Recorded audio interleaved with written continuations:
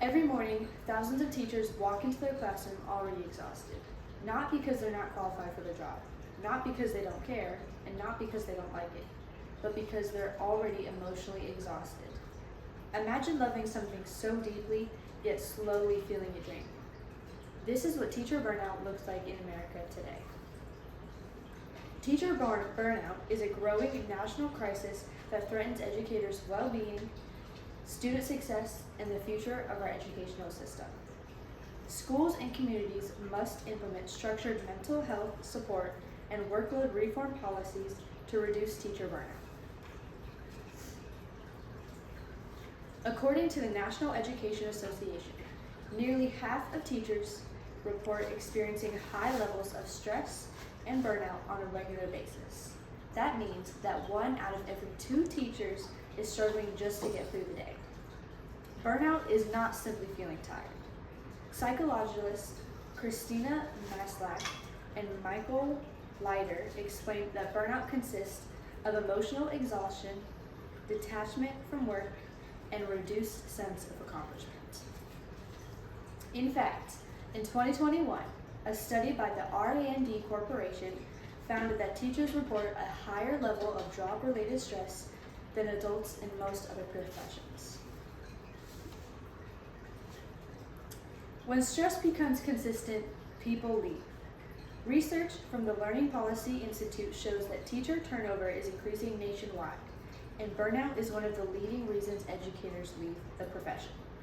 When teachers leave, students pay the consequences. Schools are forced to rely on substitutes, combine classes, or increase class size. Students lose stable relationships with adults, and their learning suffers.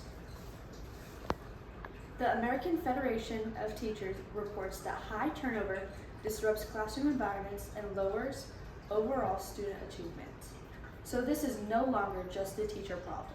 This is a student problem, a school problem, and a community problem. But the good news is that burnout is preventable. Teacher burnout can be significantly reduced when schools and communities prioritize mental health and support meaningful workload reform.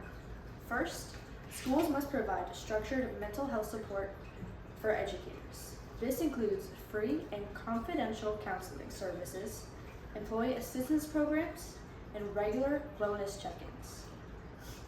According to the American Federation of Teachers, a 2022 study shows teachers who have access to mental health resources report higher satisfaction and lower stress levels. Mental health days should be treated as valid and necessary, and not something that teachers feel guilty for using. Secondly, schools must reduce excessive workload demand, and teachers spend countless unpaid hours doing paperwork, attending meetings, and fulfilling non-instructional duties. The Learning Policy Institute explains that excessive workload is one of the strongest pre-deciders of burnout and resignation. Finally, schools can reduce burnout by limiting unnecessary paperwork, planning time, and setting reasonable expectations for after work. Now imagine 2 different futures. In the first school, teachers feel supported. They have access to counseling and have time to plan meaningful lessons, and they feel valued. Students walk into the classrooms with teachers who are filled with excitement and want to be there. In the second future, nothing changes. More teachers leave, classrooms are understaffed, the quality of education declines. Which future sounds better? The future we choose depends on what we do next. You do not need to be a teacher to help make a difference. You can attend school board meetings and speak up for mental health resources. You can vote for leaders who prioritize education funding, and we can show our appreciation to teachers. When schools and communities work together, we can create an education system where teachers do more than just survive. They thrive. And when teachers thrive, students can succeed. Thank you. Do you ever experience this in other jobs? Yes, as I mentioned earlier, a study showed that there are stress levels that are job related in a lot of professions with other adults, but teachers do face the most job-related stress. How can we fix this? We can implement mental health programs into our jobs, not just for educators, but I think it's really important for educators to have this, a free mental health counseling, and like I mentioned during the speech, mental health days. Is that all?